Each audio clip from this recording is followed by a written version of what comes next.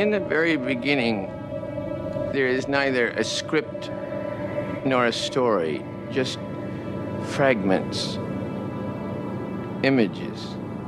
David Lynch, one of the most creative filmmakers to ever walk on the planet Earth. He died last month. We haven't gotten a chance to talk about it, but then you're probably a bigger fan of his just historically than I have been. Like, you're a big Twin Peaks guy, right? Yeah, but it's kind of recent. So back in 2017, I barely have seen anything of David Lynch, and Netflix kept trying to tell me to watch Twin Peaks. It was like, you're 98% matched to Twin Peaks. I was like, or whatever. And so I think I just finally, I was like, okay, I'll watch it. Yeah, I loved it. I love the music. I love the acting. I love the performances. I love the dreaminess. I like I just like everything. It totally clicked.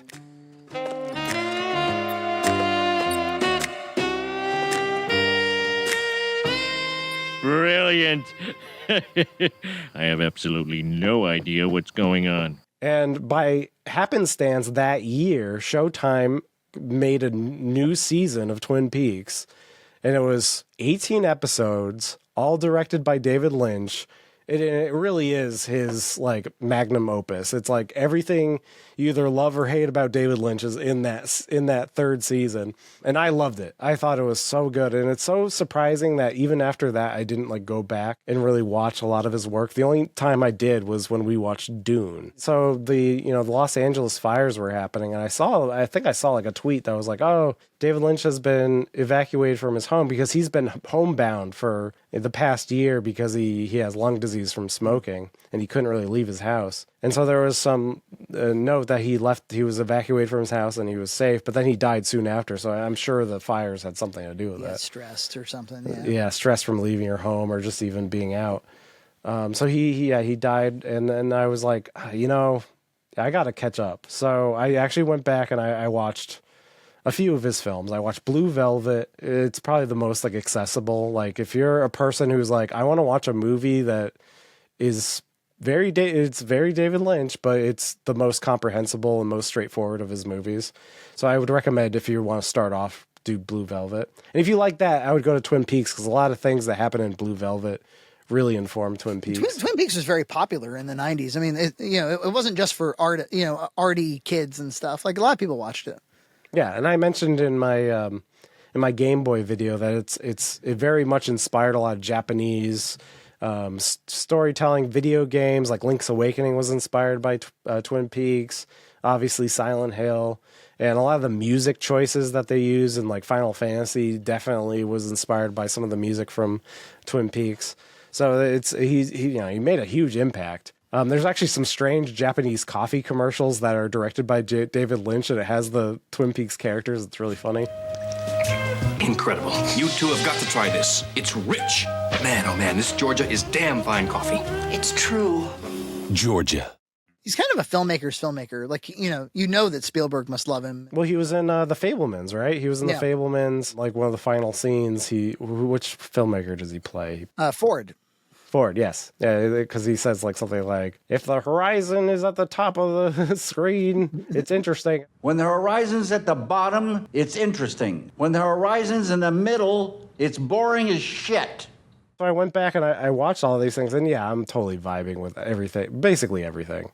Even his more challenging thing, like Inland Empire, is pretty challenging, but there's something about it. I like, people say it's like, oh, it's like, it's too incomprehensible. It's like, it's not really. Like, if you have to kind of use your intuition more. He's not as in outer space as he presents himself, or as the work sometimes. And I think when you start to listen to him in interview and stuff, you get more of a sense of where he's coming from.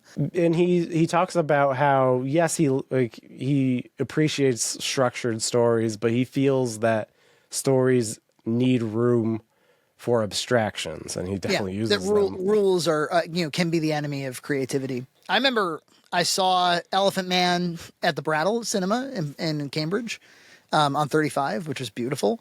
Everybody had a Blue Velvet poster in their dorm rooms. In fact, he came to Emerson to speak at the Majestic Theater in 2006 or something when I was there. And I remember that these two kids, it was like, there was these two kids that lived on our floor. They were like Beavis and Butthead.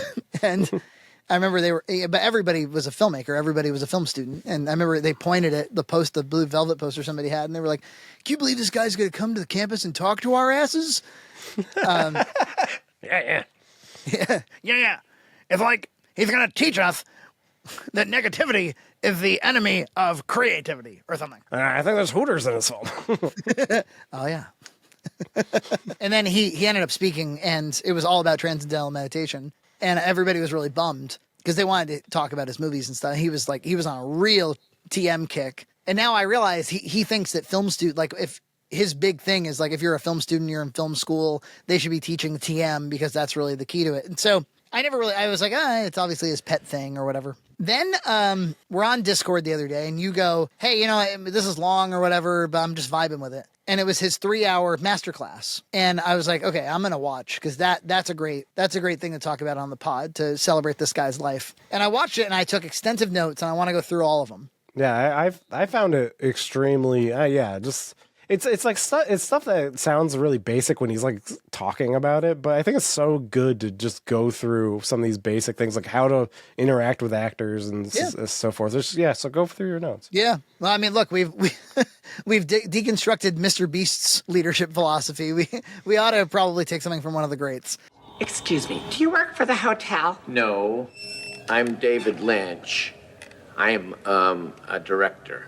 Well, who isn't here? And I bet you have a treatment. As a matter of fact, I do. So again, for those who haven't actually delved into David Lynch, Elephant Man, Eraserhead, Mulholland Drive, Wild at Heart, Blue Velvet, Twin Peaks, Dune, right? So go, these are the major titles that he's known for. So go check all of them out and more. The masterclass was called Living the Art Life. And so it's about like, if you're an artist, how can you kind of set up the conditions of your life to be pointed towards, the most creative outcomes. So the 3 hours becomes about ideas and about how to catch ideas. That's the way the analogy is to fishing. You're fishing for ideas. Ideas are not something that you come up with. They're these things that exist in the world already, and you are setting yourself up to catch them. You're making space for it. In other words, that's kind of where his TM stuff comes in. Is like setting aside time to daydream and things like that. That's why he got so pissed off at those producers who were like, "Can we speed it up?" He's like, "No." We never get any extra shots. We never get any time to experiment. We never get to, go dreamy or anything. I could have spent a week in the Fireman's. I love that place and dream up all kinds of stuff. We laughed so much at him yelling at those producers, and that now I watch this and I'm like, oh, it's like one of the tenets of his life. If you try to rush through a scene, then I'm not making a movie. He's big on be patient, be kind, be collaborative. But his big, don't compromise area is don't compromise on what's going to be in that frame. Yeah. And in order to have something interesting in that frame, you need to make space, for good ideas. And I think that the reason that David Lynch post death is going to be inducted into the Hall of Great Human Creativity is because he made space for his ideas. He really, and I was thinking about this after his death, the outpouring of love and admiration and support. I think the last time I saw anything this great was probably when Robin Williams died. Yeah. I think that was the last time. I've never seen any outpouring as strong. There's definitely hints there, here and there for other people, but this is the most I've seen since that. Yeah. Yeah. It's as though the people who know who David Lynch is, I think they understand why he was important, why he's an important artist. And in so many ways, it's funny, listening to him speak, I've met so many other creatives where I'm like, you must have spent a lot of time with David Lynch, or you must have spent a lot of time with David Lynch's work because you're on the same wavelength as that guy.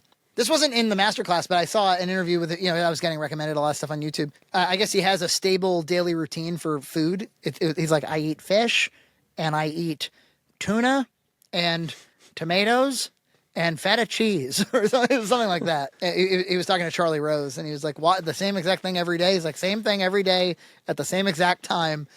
Because if you get the fundamentals, in order and in a routine, then everything else can be variable. I was like, oh, that's I kind of am like that too, a little bit. For lunch, tomatoes, tuna fish, feta cheese, and olive oil. Here's what's interesting about you. You eat that every day. Every day. Every day. Mm-hmm. You eat the same thing. Yeah, it's very good. You know, Oh, I'm sure it is. Like my wife was like, "Would you eat like just like a turkey? If I wasn't here, would you just like eat like a plain turkey sandwich every day and stuff like that?" I'm like, "Yeah, probably, probably." A lot of times wives will complain about like the husband's contribution. It's like, well, it's not that he's not wanting to help you. It's that if you weren't around, he would only be doing this much work. I just had 2 Cokes, 2 cookies and a Coke. It's phenomenal. He had a big thing about never give up Final Cut. That's that's an old school idea, right? Like yeah, he learned that on Dune because he didn't have Final Cut on Dune, so he always talks about how that film is a sadness. And when people are like, "We really like Dune," like, how come you don't like Dune? And he's like, "I like things about Dune." I think just not having that Final Cut really tortures him. And so he didn't. After that, he never gave it up. After he worked on Blue Velvet and everything else. You know, he feels as though we are kind of nothing without our ideas. Our ideas define us and conceive us. And so write your ideas down. You know, the podcast alone requires that I am writing ideas down all the time.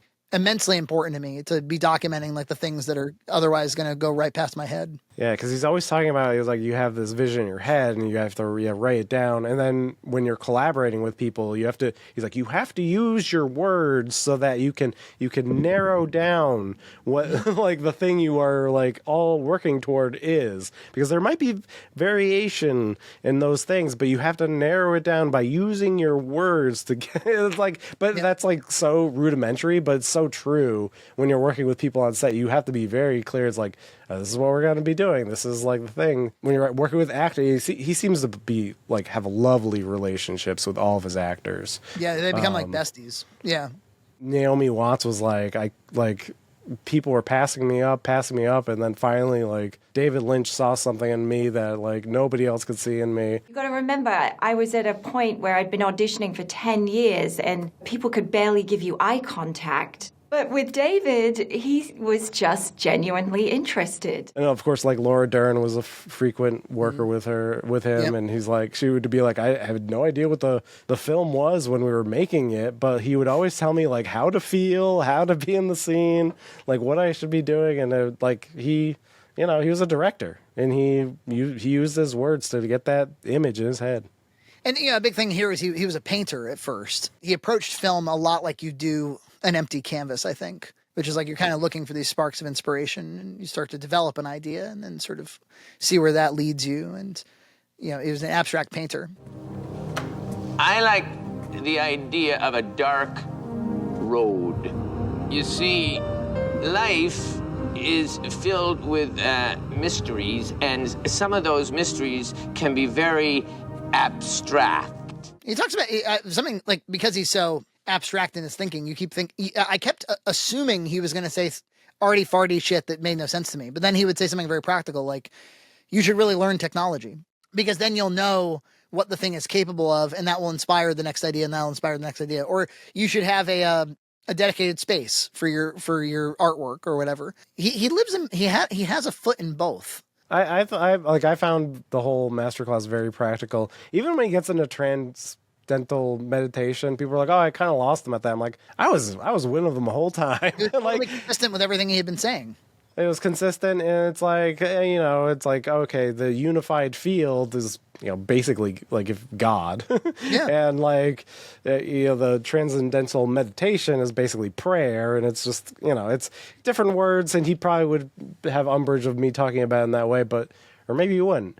It occurred to me the whole time. I was like, this could all map on the Christian philosophy very easily, like making space for the Lord, being led by the Holy Spirit. Yeah, prayer, having a discipline of prayer. He talks at one point about like, if the fishing analogy, you could cast your line in the desert and you don't catch any fish. Like, you got to go to where the inspiration is. And so there's, this invitation to, come to the river. I think all the major world religions probably, including like these kind of yogi traditions and stuff, they all kind of share a pursuit of truth and a pursuit of, he calls it knowingness, which is like a clear intuition, an intuition that you can actually trust and rely upon. And I think that's why his work, again, I've only been really getting a lot of his major movies in the past few weeks, it's really speaking to me because it does feel intuitive. Like, I feel like I can intuit whatever the meaning is. I know, like, he doesn't even, like, never wants to say, what do you, like, he famously, he's like, Eraserhead is my most spiritual film. And somebody was like, elaborate on that. And he's like, no. Believe it or not, Eraserhead is my most spiritual film. Elaborate on that. No, I won't. He lets the art speak for itself, but I think it is very intuitive that you can definitely grasp what he's trying to do. And I don't think it's as out there as people even hype it up to be. No. In fact, I think it's like one of the more common ideas that we all kind of, I often say your life is a story. There's probably some story of your life that you believe, that you live faithfully, even though it's intangible. It's the thing that guides you in all of your decision making. And I think that's it's that intuition that he's talking about. He talks about the hopper, filling your hopper. So it's like, what's your imagination capacity?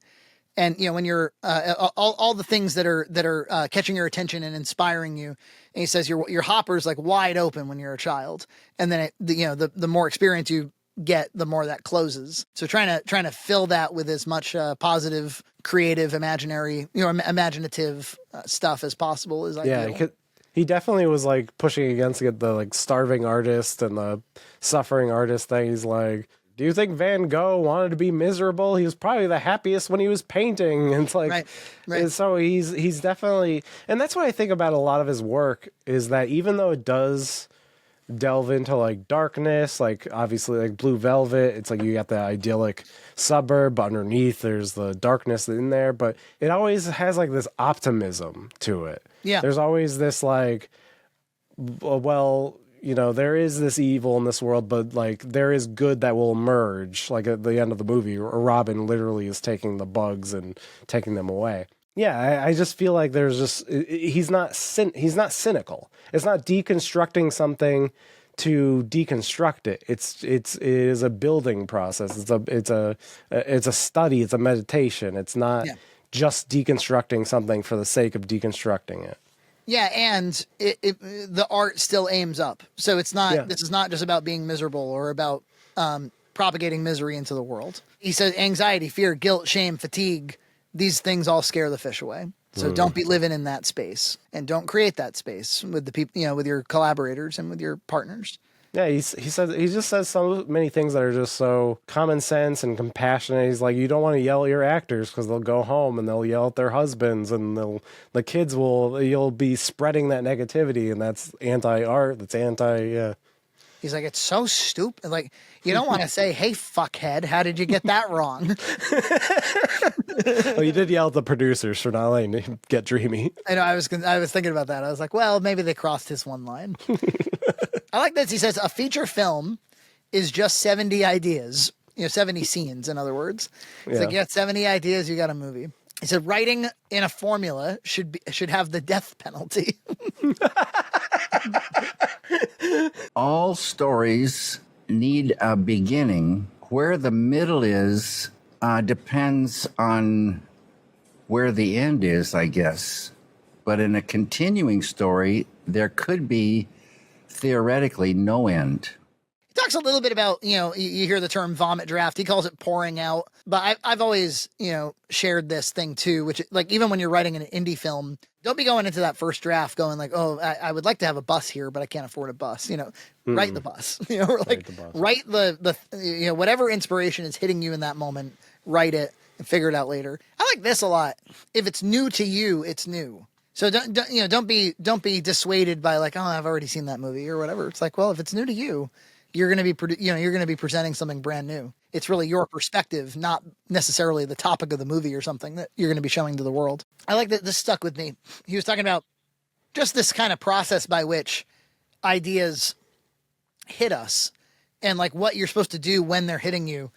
And he was saying like this idea of, the ideas are not necessarily yours. They're ones that are kind of flying by you that you're trying to catch. He said, like, if you're going to direct a movie that you didn't write, that's a really good time for that, because that first time you read the script, what you're smelling, seeing, hearing. He's like, that's what you're going to end up living in service to. So like, you know, the rest of the project is going to be about trying to capture that feeling that you first had when you first had those ideas. And he doesn't necessarily say that you're a slave to those. He talks about all kinds of ways that you can remain open to discovery, and overall you're going to be working in service of that kind of like divine inspiration that you first had for the thing.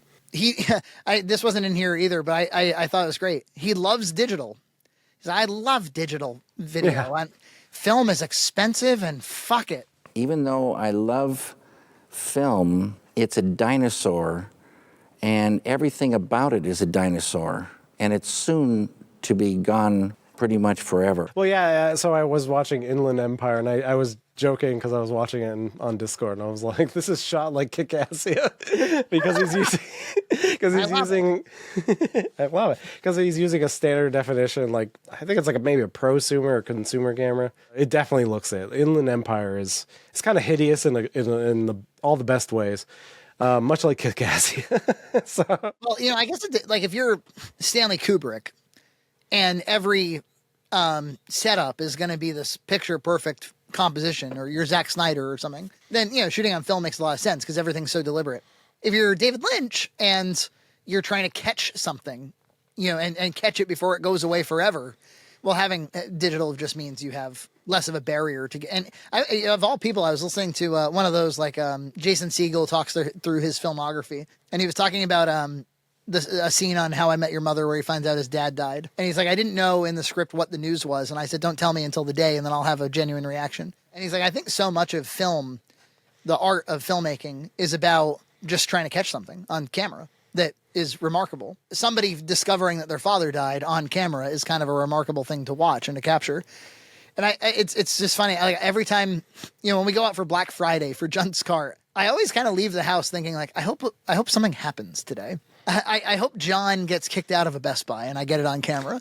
I hope that we notice that there's two Macy's, one for men and one not for men, and we just start cracking up about it. For, you know, I hope something happens. And you can't really will. I don't think you can't make something happen. Things either happen or they don't. But what you can do is sort of set up the conditions where you'll be there if it does, and you can capture it. Maybe these are Martha Stewart products for men. And, you know, mattresses for men. Yeah. Right, and couches. Patio furniture for men. He talks about, you know, if you're a UPS driver or whatever, like use your day job to dream and use your day job to finance, you know, like live the art life.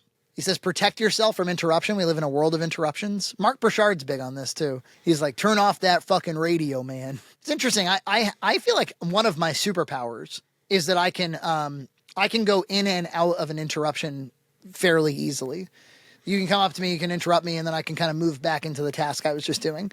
And I've met a lot of people, talented people, they can't fucking do it. They're like, so you really have to protect them against interruptions. Yeah, I could go both ways. I can have tunnel vision and I can burrow down deep. But yeah, sometimes I get too interrupted by a bunch of stuff. So it can definitely, I mean, like a flow state is a very real thing. And if somebody's actually in a flow state, like you don't want to be disrupting. Oh, it's so annoying.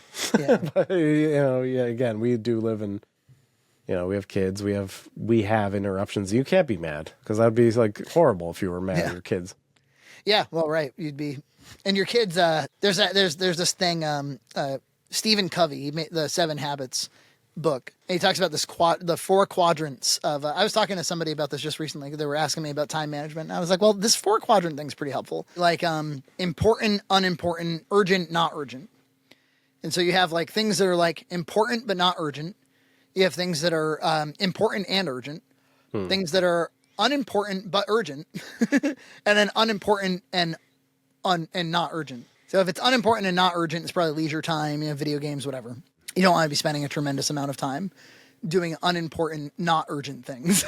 If you're doing a bunch of things that they're not important but they're urgent, well, what the hell is that? Well, that would be things like you know, your child being like, "Hi, I have something very urgent for you and it's not super important, but it's important because they're your kid or whatever." But maybe a better example would be a text message from somebody who just wants to chat or something. You know, it's urgent because it's taking up your attention because the phone blows up every time they text you. So there's an urgency to it, but it's not important. Important and urgent, well, you'd go gray if you lived there your whole life. Everything's on fire.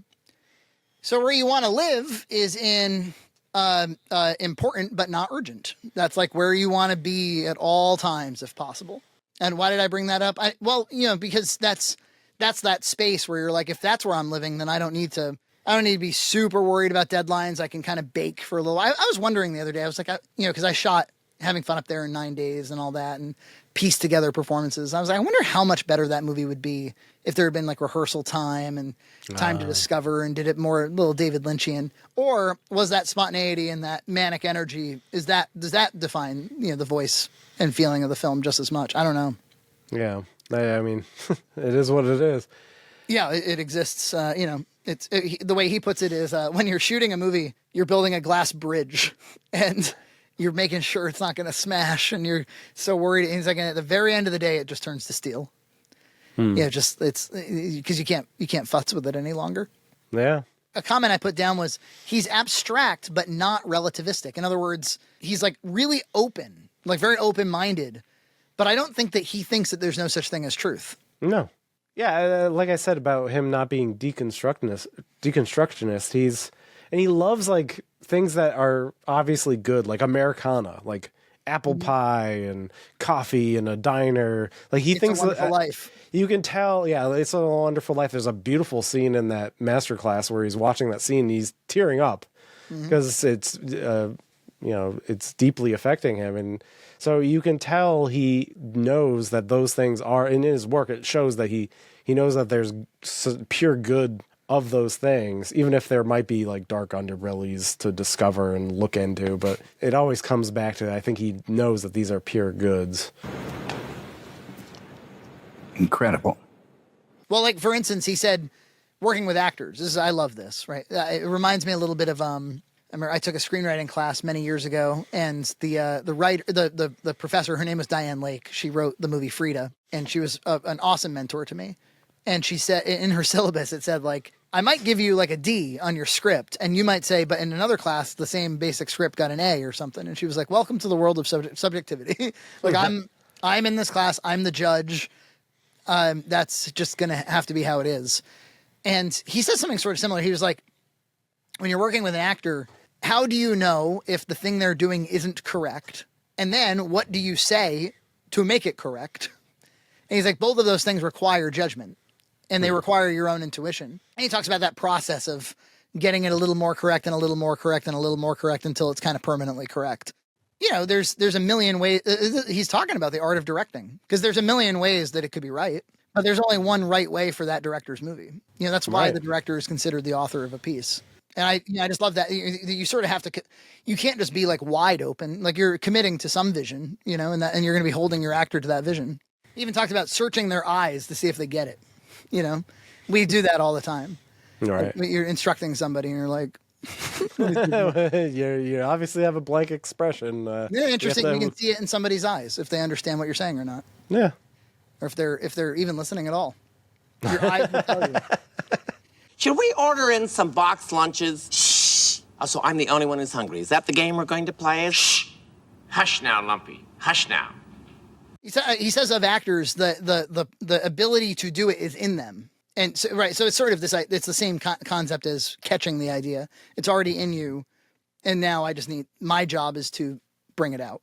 He says, sometimes I just draw, and it's some incoherent fucking drawing. If I showed you after the fact, you'd laugh. And he's like, but just, putting a pen to paper and drawing something and talking through it. The process of, I was thinking about like, we all do that when we're listening intently and we're writing notes, typing out notes or writing notes with a pen.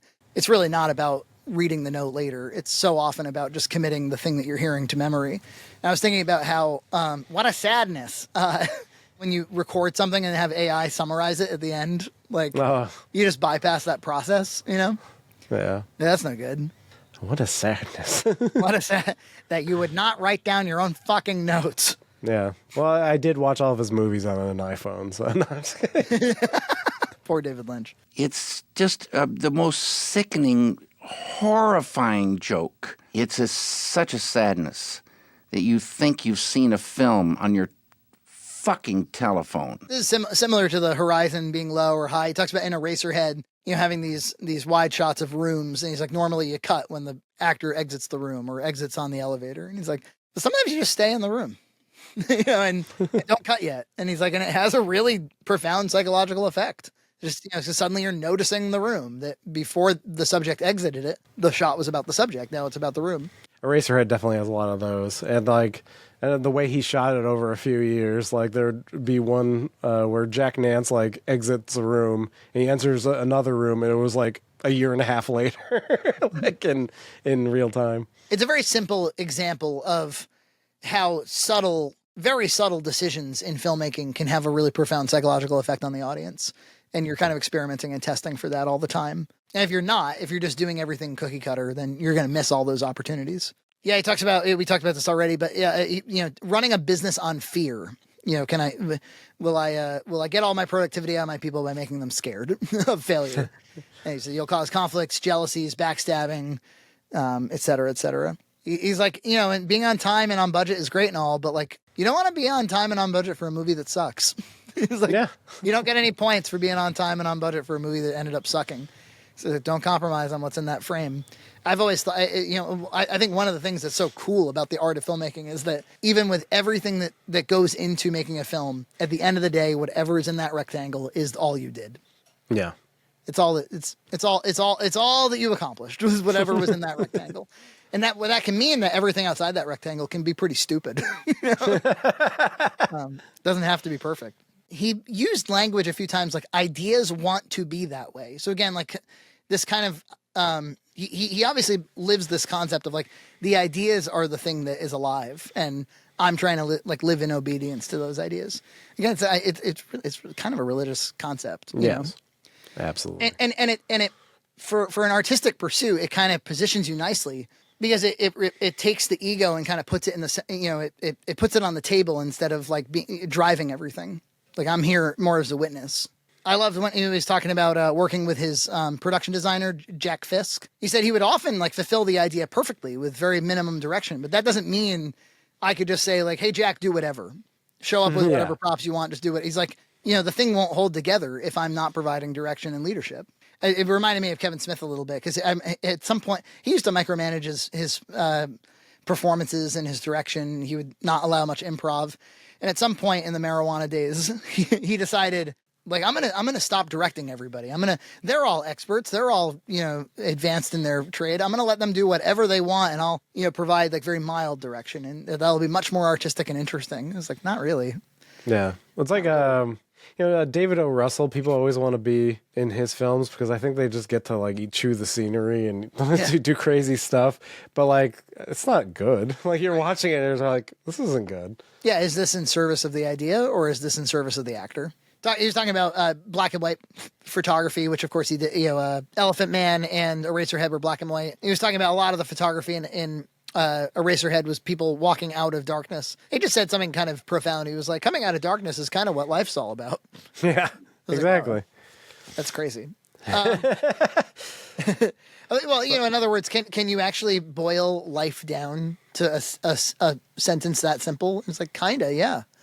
Coming out of darkness is what life's all about. Yeah, Eraserhead is great. Like the production design and like the sets and like just like the strange stuff, like having like his dresser just have like dirt and like a stick coming out of it. It's like there's like in the industrial nature of it. It's just so good. There's so good textures in that film. Yeah, it's so deliberate. It had such a creative hand on it, Similar to the production design, he's talking about music. I love the way he put it. He's like, if there's a trillion songs, maybe only like 10 are right for this scene, It's like, so it's trying to find the right music, and whether it already exists or is something that you have to produce yourself. He's like, but the process of finding it with a composer is much like finding it with an actor, where it's just waiting for when's it going to be right. And he was talking about like just building sets, and it's like, you can make a set and it could be exactly how you like think in your head, or you could go to a location and that's another opportunity to find those ideas. Yeah. And that can lead to other ideas by going to a like location that works.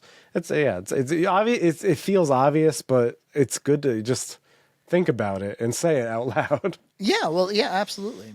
sometimes you need to say things lots of times, Yeah. I love this. Failure can be good, it can be a blessing, but suffering isn't. In other words, it was the Van Gogh thing. It's like suffering is going to lead inevitably to negativity, and negativity is not going to be a blessing. But, the failure could be, you learn from failure, whatever. But he's like, but you shouldn't be suffering through failure. You should be dusting yourself off. And he talked a little bit about the theatrical experience. He says the way he describes the theatrical experience, as a big theater with lots of people in it, with really good sound, he was like, they collectively, get ahead of the movie.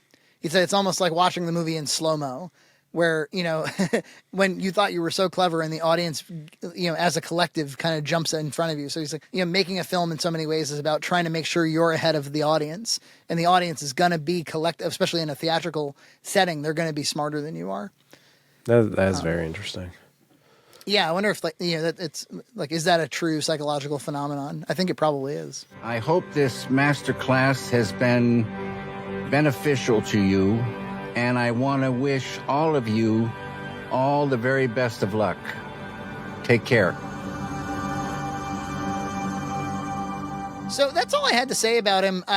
It really, the 3 hours flew by for me. It was, as a filmmaker and artist, it was like really, I'm so glad you drew my attention to it, because it's like, especially now that he's gone, is the time to try to soak this stuff up. Yeah, it's on YouTube right now, but I don't know if they'll pull it off, because I think you had to purchase it at some point. So somebody might pull it off eventually. But yeah, it's the Masterclass. It's 3 hours. I recommend it. He also there's a documentary. I think it's still on Max. It's The Art Life, where it's basically just David Lynch monologuing about his life, and has some like B-roll attached to it, but it's really good. It's if you liked that Masterclass and you just want to hear him just talk about like how he grew up. There's a lot of nice lines he said in that, because he was like talking about how like, his whole world when he was a kid was like 2 blocks, but it's like those 2 blocks contain worlds.